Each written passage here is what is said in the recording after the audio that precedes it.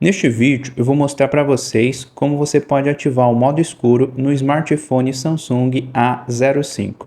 Você vem aqui no painel de controle e aqui você procura pela opção modo escuro. Pode ver que ele está desativado, é só você selecionar essa opção.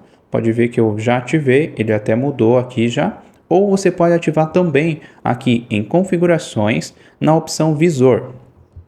Se ele estiver nesta opção aqui, você seleciona a opção modo escuro e aqui você também consegue configurar o modo escuro. Você consegue ativar aqui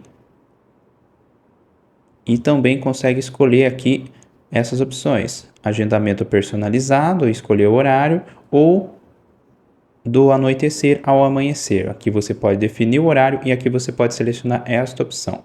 Você pode ativar, deixar aqui como agendado, ou você pode selecionar aqui para ativar o modo escuro. É esse vídeo rápido, essa dica que eu queria mostrar para vocês. Não esqueça do seu like. Se você quiser comprar esse smartphone, eu vou deixar o link na descrição do vídeo.